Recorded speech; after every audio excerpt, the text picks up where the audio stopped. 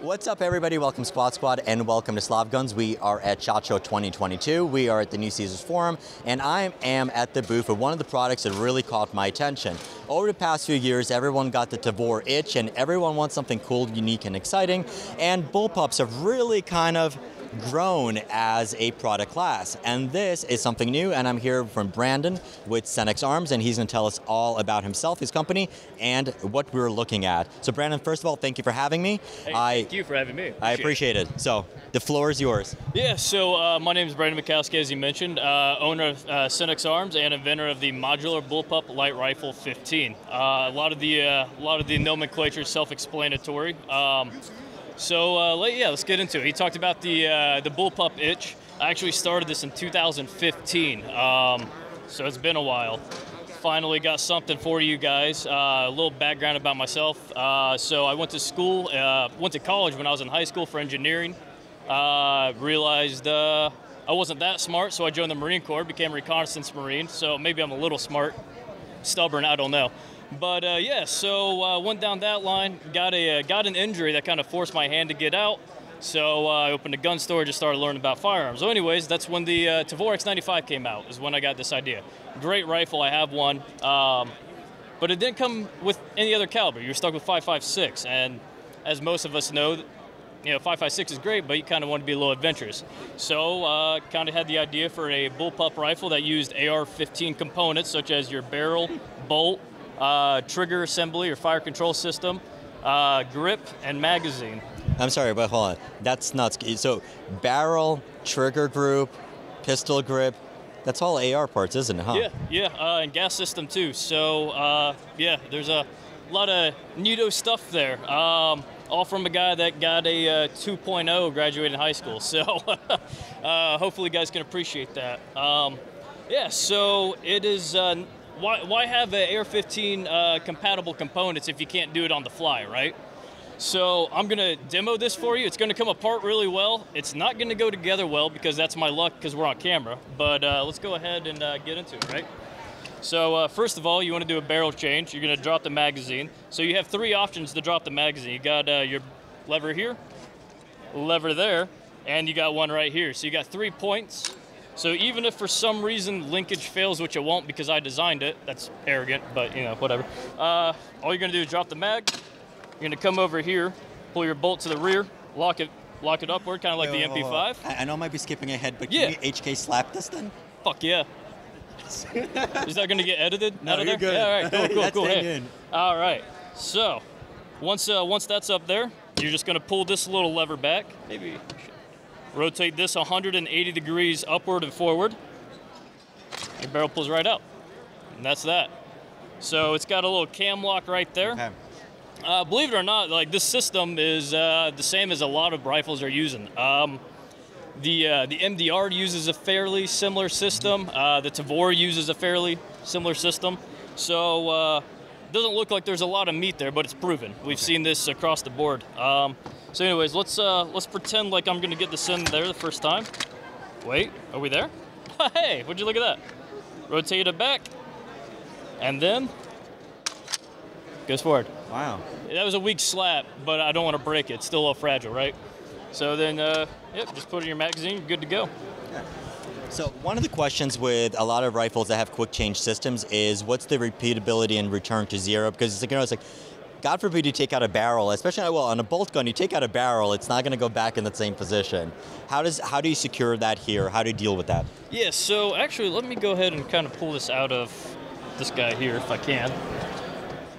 This is just a little mock-up to show you the little SBR possibility. But yeah, so anyways, when that rotates in, this is a slightly larger diameter. So what's that gonna? That's just gonna push it in there and kind of lock it in, seal it in. You're actually gonna have to fight to get that there. So as far as repeatability, I haven't done any tests to really confirm anything. Still in the development process, and I don't want to say anything that's not going to be accurate. I'm not a politician, is what I'm saying. The nice thing about this is there's no single innovation in this that you guys haven't seen before. Yeah. It's bringing everything together into a comfortable, ergonomic, and well thought out platform That's what is neat. Any individual feature on here is already in here 10 times over. Nobody has all of this together in one package. So the question is, where is it, I guess, in the development process? What's possibly the availability, and what do you think the price point should be? So, as far as where we're at, timeline-wise, I'm hoping to have this available before next year. Okay. Is that going to happen? I don't know. Don't hold me to that. Right now, I'm a one-man show, single dad, doing the best I can. Like, I'm middle class as fuck. So, I'm trying. But we're making it happen, man. Yeah. I got a great amount of people helping me out, get this along. Some decent names in the industry as well that are kind of helping me out. So I'm happy where this is at, and I think you guys will be happy where it ends up. And is there a particular price point you're targeting this against? Is it going to be like something that's going to be actually obtainable by most gun owners? Yeah, so like I said, I brought out the middle class single father for two reasons. A, to give you an idea of like why this is going to take a minute to get out, but also I'm not going to make something that I can't afford myself. I want everybody to have this. I want this to be accessible to everybody. There's a lot of great brands here, but a lot of their price points are inaccessible to the average Joe. And I'm pretty average, and I don't own their products for that reason. I want the average guy to have this. Awesome. So one of the things you mentioned is that you want to have it in different calibers. Are you planning on selling the rifle complete or in different calibers, or people can be able to buy caliber conversion kits, or can we just change the barrels themselves? Yeah, so that's a good question. To be honest, I don't have a set concept of what's going on. The idea that I want to do is basically sell it in two calibers, probably 5.56 and 300 blackout, and then maybe a couple different barrel lengths. So this is actually an 18-inch barrel in here, coming in at 27.4 inches overall length. Just over the limit? Yeah, just barely, because, ATF can, anyways. So, so probably selling an 18-inch barrel. Canadians have been asking for a 20-inch barrel, so I see that guy's from Alexandria. Yes. Hey, shout out to the Canucks, right? But I also have an extended butt pad. Okay. That will basically make a 16-inch barrel legal. Perfect. So beyond that, I want to do a builder's kit that won't come with a barrel, pistol grip, or maybe it will, an A2 one, or bolt. Mm-hmm. Some of the components that you can go out there and purchase on your own, because you may not like what I have there to offer from the factory.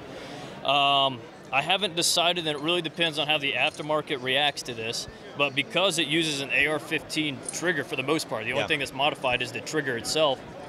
Nobody has to R&D anything new, so everything they have is already there. They got to change one part. So maybe I won't include that as well. We'll see what the future holds.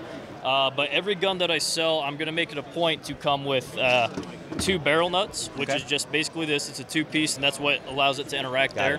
So right off the bat, you don't have to come to me for anything. Perfect.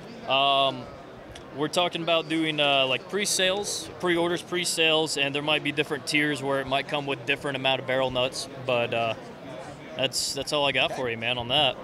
Awesome. So definitely looking forward to this. It is exciting. It is exciting for the industry, and hopefully we'll see it at next SHOT Show. We'll have the production guns available. So Brandon, thank you for having me. Thank you, I appreciate it. And as always, thank you guys for watching. If you have questions on this gun, which I'm sure many of you will, leave them as a comment down below, and I'm sure Brandon will answer some of those for you. As always, thank you for watching. Keep on squatting, and I'll see you in the next video, linked up here.